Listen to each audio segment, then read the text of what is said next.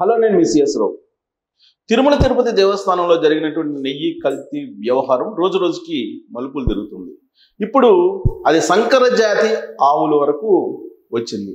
Yugatulasi founder ఎవరైతే ఉన్నారో, ఫౌండేషన్కి సంబంధించినటువంటి వ్యవస్థాపకులు శివకుమార్, ఆయన ఇప్పుడు సరికొత్త ఒక వివాదానికి తెరలేపారు. ఆయన చేసినటువంటి వ్యాఖ్యలు ఏంటంటే, ప్రస్తుతం తిరుమల తిరుపతి దేవస్థానానికి సరఫరా అవుతున్నటువంటి నెయ్యి సంకర జాతి ఆవుల నుంచి వచ్చింది, అది కల్తీతో కూడినటువంటి నెయ్యి అనేటువంటి ఒక ఆరోపణ చేస్తూ ఉన్నారు. వాస్తవంగా తిరుమల తిరుపతి దేవస్థానానికి సంకర జాతి ఆవుల నెయ్యిని వాడకూడదు అనేది ఆయన లాజిక్. తిరుమల తిరుపతి దేవస్థానం ఆనంద నిలయంలో పెట్టేటువంటి ప్రసాదం ఒరిజినల్, అది ప్రతిరోజు కూడా ₹1,00,000 ఒక అతను కొనుగోలు చేస్తూ ఉన్నారు. గత కొంతకాలంగా కూడా రోజుకి ₹1,00,000 ఖర్చు పెట్టి తిరుమల తిరుపతి దేవస్థానంలో మూల విరాట్కి, వెంకటేశ్వర స్వామికి పెట్టేటువంటి ప్రసాదం ఏదైతే ఉందో దాన్ని ₹1,00,000 కొనుగోలు చేస్తూ ఉన్నారు. ఇప్పుడు వచ్చినటువంటి కొత్త ప్రభుత్వం ₹1,00,000 ఇవ్వడానికి అతను సిద్ధపడుతున్నప్పటికీ కూడా ఇప్పుడు ఆనంద నిలయంలో ఉండేటువంటి ప్రసాదాన్ని ఆయనకి ఇవ్వటం లేదు అనేది చెప్తూ, అక్కడ పెట్టేటువంటి ప్రసాదంలో ఉపయోగించేటువంటి నెయ్యి మాత్రమే ఒరిజినల్ గోవుల నుంచి, ఒరిజినల్ ఆవుల నుంచి సేకరించినటువంటి నెయ్యి, మిగిలినటువంటి పదార్థాల్లో ఉపయోగించేటువంటి నెయ్యి మాత్రం కల్తీది, సంకర జాతి ఆవుల నుంచి సేకరించినటువంటి నెయ్యి అనేటువంటి ఒక లాజిక్ను తీస్తూ ఉన్నారు. ఆ లాజిక్ని తీస్తూ ఆయన చేసినటువంటి డిమాండ్ ఏంటంటే, కల్తీ నెయ్యి జరిగింది, నెయ్యిలో కల్తీ జరిగింది, దాంట్లో జంతువుల కొవ్వు, పంది కొవ్వు ఉందని చెప్పి ఇటీవల కాలంలో NDDB ఇచ్చినటువంటి రిపోర్ట్ ఏదైతే ఉందో, ఆ రిపోర్టుకు సంబంధించి నిజాలు బయటికి రావాలంటే సుప్రీంకోర్టు సిట్టింగ్ జడ్జి చేత విచారణ జరిపించాలి అనేటువంటి డిమాండ్ శివకుమార్ గారు చేస్తూ ఉన్నారు. అంతేకాదు CBI విచారణ అయినా వెయ్యాలి అనేటువంటి డిమాండ్ను చేస్తూ ఉన్నారు ఆయన. యుగతులసి ఫౌండేషన్కి సంబంధించినటువంటి చైర్మన్ ఆయన. సో జగన్మోహన్ రెడ్డి కూడా ఇప్పటి వరకు ఆయన 8 పేజీల లెటర్ను PMO ఆఫీస్కి రాశారు, అలాగే చీఫ్ జస్టిస్ కూడా రాశారు. ఆయన రాసినటువంటి 8 పేజీల లేఖలో ఆయన CBI విచారణ కానీ లేదా సిట్టింగ్ జడ్జి విచారణ కానీ కోరలేదు. కానీ సుబ్రహ్మణ్య స్వామి లాంటి వాళ్ళు సిట్టింగ్ జడ్జి చేత విచారణ జరిపించాలి అనేటువంటి డిమాండ్ చేస్తూ ఉన్నారు. మాజీ తిరుమల తిరుపతి దేవస్థానం సంబంధించిన చైర్మన్ కరుణాకర్ రెడ్డి గారు కానీ, లేదా వైవి సుబ్బారెడ్డి గారు కానీ, వీళ్ళు మాత్రం CBI ఎంక్వైరీ లేదా సిట్టింగ్ జడ్జి చేత విచారణ చేయించాలనేటువంటి డిమాండ్ చేస్తూ ఉన్నారు. కానీ జగన్మోహన్ రెడ్డి గారు రాసినటువంటి 8 పేజీల లేఖలో CBI ఎంక్వైరీ కానీ లేదా సిట్టింగ్ జడ్జి చేత విచారణ చేయించాలని కానీ డిమాండ్ ఎక్కడా కూడా లేదు. ఆయన చేసినటువంటి ఆరోపణలో ప్రధానమైనటువంటి ఆరోపణ ఏంటంటే, నీళ్ళు కల్తీ జరిగి ఉంటే దానికి బీజేపీలో ఉండేటువంటి మంత్రులు సిఫారసు చేసినటువంటి సభ్యులు కూడా బాధ్యులే అనేటువంటి విషయాన్ని ఆయన వెలుగెత్తి చాటారు. ప్రధానమంత్రి నరేంద్ర మోడీకి రాసినటువంటి లేఖలో కానీ లేదా చీఫ్ జస్టిస్కి రాసినటువంటి లేఖలో కానీ సుమారుగా ఇంచుమించుగా ఇదే వాదాన్ని వినిపిస్తూ శివకుమార్ గారు కూడా డిమాండ్ చేశారు. ఆయన ఒక పిటిషన్ సుప్రీంకోర్టులో కూడా వేయడం జరిగింది. ఇప్పుడు సప్లై అవుతున్నటువంటి నెయ్యి కూడా కల్తీ నెయ్యే, దాంట్లో కూడా కల్తీ ఉంది, టెస్ట్ చేయాలి అనేటువంటి డిమాండ్ తోటి సుప్రీంకోర్టులో ఆయన పిటిషన్ వేయడం జరిగింది. ఒకవైపు ఏమో జగన్మోహన్ రెడ్డి గారు, చంద్రబాబు నాయుడు గారు అబద్ధాలు చెప్తున్నారు, అక్కడ కల్తీ అనేది లేదు, ఏఆర్ డైరీ నుంచి వచ్చినటువంటి నెయ్యిలో మొత్తం ట్యాంకర్లో 4 ట్యాంకర్లు వెనక్కి పంపించారు, కల్తీ ఉందని చెప్పి. అలాంటప్పుడు ఇంకా కల్తీ ఎక్కడుంది అనేటువంటి వాదన వినిపిస్తూ ఉన్నారు. కానీ జగన్మోహన్ రెడ్డి గారి ప్రభుత్వంలో ఏదైనా సాధ్యం అని చెప్పి నిరూపించారు, వ్యవస్థల్ని నిర్వీర్యం చేసేసారు. ఆయన చెప్తున్న దాని ప్రకారం ప్రతి 6 నెలలకే ఓసారి టెండర్ వేస్తారు నెయ్యి సేకరణకు సంబంధించి తిరుమల తిరుపతి దేవస్థానంలో. దానికి సంబంధించి 3 అంచెల పరిశీలన ఉంటుంది. ఈ 3 అంచెల పరిశీలనలో తనిఖీలు అయిపోయిన తర్వాతనే తిరుమల తిరుపతి లడ్డు తయారీకి అవసరమైనటువంటి నాణ్యమైనటువంటి నెయ్యిని సరఫరా చేస్తారు. అలాంటప్పుడు అసలు కల్తీ అనేది ఎక్కడ ఉంటుంది అనేది జగన్మోహన్ రెడ్డి గారు చేస్తున్నటువంటి వాదన. అయితే జగన్మోహన్ రెడ్డి గారి ప్రభుత్వంలో వ్యవస్థలు ఏ విధంగా పనిచేశాయి అని ఒక ప్రశ్న వేసుకుంటే కనుక జగన్మోహన్ రెడ్డి గారి హయాంలో పోలీసులు పెట్టినటువంటి కేసుల్లో ఎంత నిజం ఉందో, తిరుమల తిరుపతి దేవస్థానానికి సంబంధించిన నెయ్యి కల్తీ లేకుండా సప్లై చేశామని చెప్పిన దాంట్లో కూడా అంతే నిజమైంది అని చెప్పొచ్చు.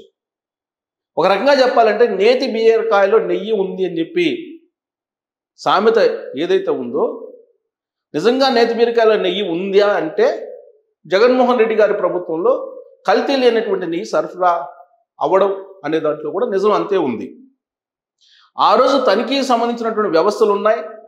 ఆయన చెప్పినట్టు 3 అంచెలకు సంబంధించినటువంటి తనిఖీలు జరుగుతూ ఉంటాయి. కానీ టెండర్ కన్ఫర్మ్ చేసుకున్నటువంటి, టెండర్ను సొంతం చేసుకున్నటువంటి ఏఆర్ డైరీకి వైఎస్ఆర్ కాంగ్రెస్ పార్టీ ప్రభుత్వంలో ఉన్నటువంటి కొంతమందికి దగ్గర సంబంధాలు ఉన్నాయి. అందుకే ఏఆర్ డైరీ నుంచి వచ్చినటువంటి నెయ్యి ట్యాంకర్లని తూతూ మంత్రంగా తనిఖీలు చేసి పంపించేవాళ్ళు అనేది కూడా ఒక ఆరోపణ ఉంది. అందుకే దాని మీద శ్రద్ధ పెట్టలేదు. ఒకవేళ శ్రద్ధ పెట్టినప్పటికీ కూడా అక్కడ ఉండేటువంటి అధికార యంత్రాంగాన్ని మేనేజ్ చేయడం అనేది వైఎస్ఆర్ కాంగ్రెస్ పార్టీ ప్రభుత్వానికి అప్పట్లో పెద్ద విషయం కాదు. పైగా వైవి సుబ్బారెడ్డి గారు, కరుణాకర్ రెడ్డి గారు లాంటి పవర్ఫుల్ లీడర్సు తిరుమల తిరుపతి దేవస్థానం చైర్మన్లుగా ఉన్నారు. వాళ్ళు ఆదేశిస్తే కనుక తనిఖీల్లో ఒకవేళ కల్తీ ఉందని చెప్పి బయటపడినప్పటికీ కూడా ఆన్ పేపర్ ఎక్కడా కనిపించకుండా చేసేవాళ్ళు అనేది కూడా మరొక ఆరోపణ ఉంది. దీన్ని నమ్మాలా వద్దా అని కనుక మనం ఒక్కసారి ప్రశ్న వేసుకుంటే కనుక, తిరుపతి లడ్లు ఎవరైతే తింటూ ఉన్నారో, లేదా తిరుపతి దర్శనానికి వెళ్ళి తిరుపతిలో లడ్డు కొన్నటువంటి వాళ్ళు 100కి 100 మంది లడ్డుల నాణ్యతలో తేడా వచ్చిందని చెప్పి నమ్ముతున్నటువంటి వాళ్ళు ఉన్నారు. అలాగే తిరుమల వెళ్ళినటువంటి వాళ్ళు, దర్శనాలకు వెళ్ళినటువంటి వాళ్ళు, వాళ్ళకి లభించినటువంటి సౌకర్యాలను చూసినటువంటి వాళ్ళు గతంలో కంటే మార్పు దారుణంగా ఉంది. ఇక్కడ ఎక్కడ కూడా సౌకర్యాలు లేకుండా చేస్తున్నారు. అలాగే తిరుపతిలో గోవిందనామాలు కూడా లేకుండా చేస్తున్నారు. తిరుపతికి ఉన్నటువంటి ప్రాశస్త్యాన్ని, ప్రాముఖ్యతని తగ్గించేటువంటి ప్రయత్నం చేస్తున్నారు అనేటువంటి అభిప్రాయం కలిగినటువంటి వాళ్ళు చాలామంది ఉన్నారు. సో వాళ్ళ అనుమానాలకు తగ్గట్టుగా ఇప్పుడు కల్తీ వ్యవహారం బయటకు వచ్చింది. అందుకే ఇప్పుడు ఎన్డీడీబీ ఇచ్చినటువంటి రిపోర్టు ఆన్ పేపర్ కనిపిస్తూ ఉంది. ఆ ఎన్డీడీబీ ఇచ్చినటువంటి రిపోర్టుని ఖచ్చితంగా నెయ్యిలో కల్తీ జరిగింది, దాంట్లో కొన్ని రకాల కొవ్వు పదార్థాలు కలిపారు అనేటువంటి రిపోర్ట్స్ని పక్కాగా నమ్ముతూ ఉన్నారు ప్రజలు. అందుకే ఇప్పుడు జగన్మోహన్ రెడ్డి ఒక వ్యూహాన్ని రచించుకున్నారు. రాజకీయంగా ఆయన ఆరితేరిపోయినటువంటి లీడర్, మైండ్ గేమ్ ఆటంలో కూడా వెన్నతో పెట్టినట్టు విద్య ఆయనకి అని చెప్పి చెప్తూ ఉంటారు. ఆయన తాజాగా శ్రీవారి మీద ప్రేమను ఒలకబోస్తున్నారు. తిరుపతి వెంకటేశ్వర స్వామి అంటే తనకు ప్రేమ ఉందని, చిన్నప్పటి నుంచి లడ్ల యొక్క నాణ్యత తనకు తెలుసని, తాను వెంకటేశ్వర స్వామిని ప్రేమిస్తున్నానని చెప్పి పదే పదే ప్రెస్ మీట్ పెట్టి దాదాపుగా 40 నిమిషాల పాటు ఆయన చెప్తారు. వెంకటేశ్వర స్వామి గురించి తెలిసినటువంటి వాళ్ళు ఏం చెప్తూ ఉంటారంటే, వెంకటేశ్వర స్వామి దర్శనం జరగాలి అని అంటే ఎవరైనా అనుకుంటే జరగదు, వెంకటేశ్వర స్వామి అనుమతిస్తేనే మాత్రమే జరుగుతుంది అని చెప్పి చెప్తూ ఉంటారు. ఆ నమ్మకం హిందూ సమాజంలో ఉంది. సో జగన్మోహన్ రెడ్డి నిజంగా ప్రేమిస్తే వెంకటేశ్వర స్వామిని తిరుమల దర్శనానికి వచ్చి దర్శనం చేసుకోవడానికి అవకాశం ఇచ్చింది వాళ్ళు వెంకటేశ్వర స్వామి. అర్ధాంతరంగా తిరుమల ప్రయాణాన్ని, తిరుమల పర్యటనని జగన్మోహన్ రెడ్డి గారు రద్దు చేసుకున్నారు అని అంటే తిరుమల వెంకటేశ్వర స్వామి ఆయన రిజెక్ట్ చేశారు అనేటువంటి భావన హిందూ సమాజంలో కలుగుతూ ఉంది.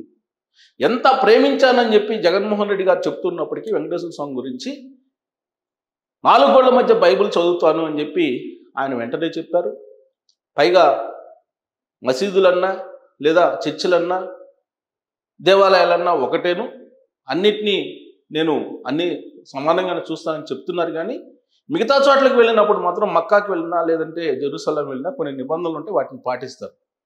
మరి తిరుపతి వెళ్ళినప్పుడు అక్కడ ఆగమ శాస్త్రం ప్రకారం ఉండేటువంటి నియమ నిబంధనల్ని పాటించడంలో ఎందుకు జగన్మోహన్ రెడ్డి గారు సంకోచిస్తూ ఉన్నారు అనేటువంటి ప్రశ్న వస్తున్నటువంటి తరుణంలో సోషల్ మీడియా వేదికగా దేవుడు ఒక్కడే, దేవుళ్ళందరికన్నా కూడా నిజమైనటువంటి దేవుడు క్రీస్తు అని చెప్పినటువంటి మాటలు భారతిరెడ్డి గారి దగ్గర నుంచి, విజయమ్మ గారి దగ్గర నుంచి వచ్చాయి.